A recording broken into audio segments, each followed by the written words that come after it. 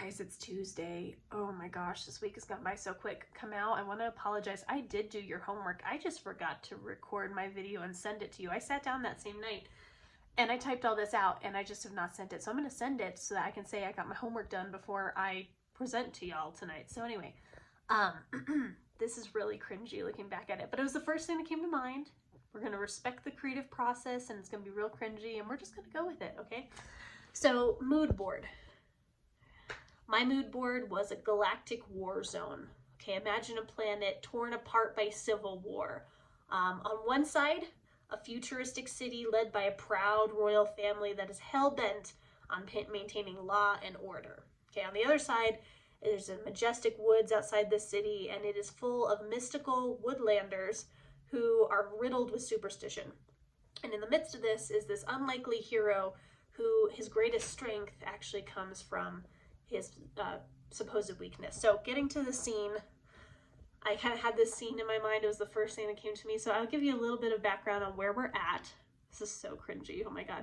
Okay, so egotistical Trent Barker never wanted to be a hero. He joined the royal fleet to escape his controlling father and gain financial security.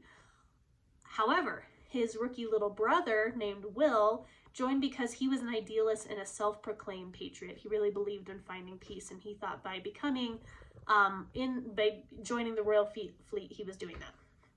I don't know. So during a routine mission to deliver water and medical aid to a base in the woods, the brothers' troop is attacked by an experimental warhead, leaving everybody dead except for Trent.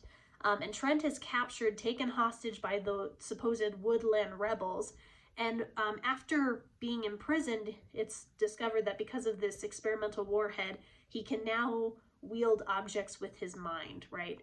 And so now the woodlanders, who are kind of these native people, begin referring to him as their long-lost savior, that he's somehow fulfilling a prophecy.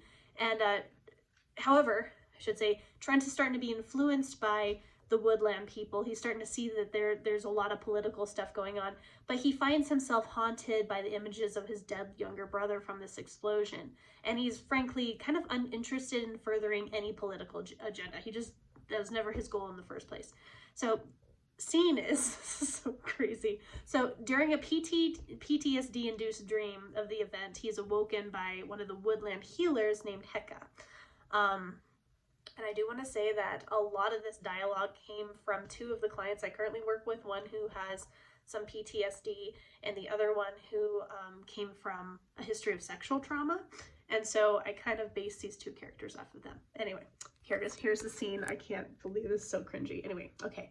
So Trent awakens, sweaty and shaking from his dream. Heka attempts to comfort him. So Heka says, be still, there is no danger, be still. Trent breathes heavily as he glances around the room. It was all a dream. He realizes Heka has her hands rested gently on his arm, and he shoves her away. Get away from me, witch, I don't need your help. You cannot run from your pain, Trent Barker. You must face it if you're going to fulfill your destiny. Shut up. I don't give a damn about anyone's destiny or their prophecy or any of that bullshit. Do you understand? I'm not your guy. I never wanted to fight in anybody's war, okay? I never wanted to be a hero. Heka responds, remaining calm. No great leader ever does. Trent, listen, I'm not your savior, lady. The old ones do not make mistakes, Trent. Well, sweetheart, they did this time. I'm a loser, okay? The only thing I fight for is money, alcohol, and a warm body to entertain me for the night. I don't care about anyone or anything.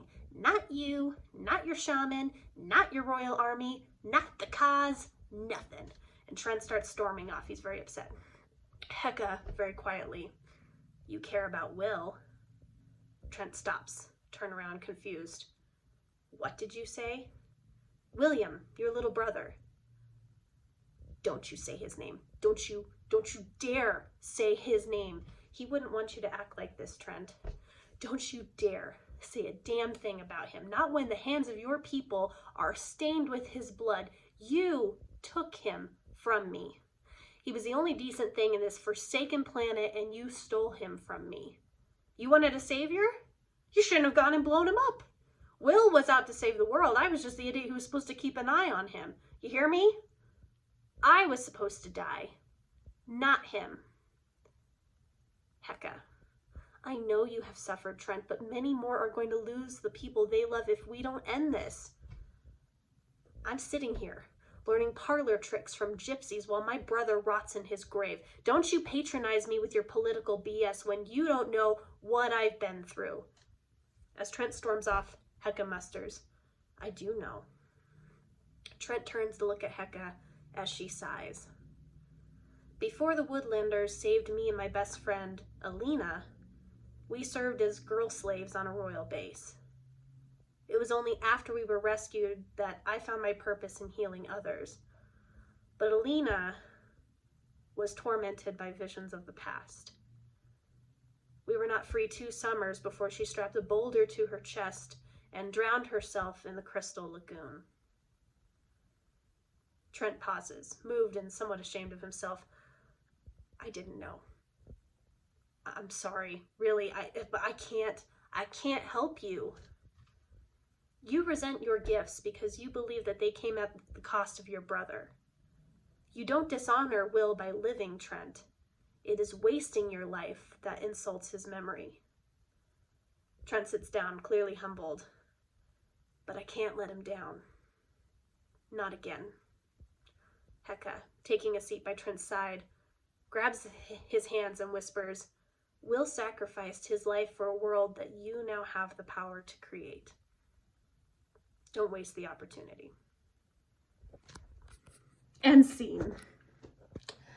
Cringy. I don't know. That was really painful to read, but I did it. I did it, Kamau. I did it. So I'll see y'all tonight, I guess.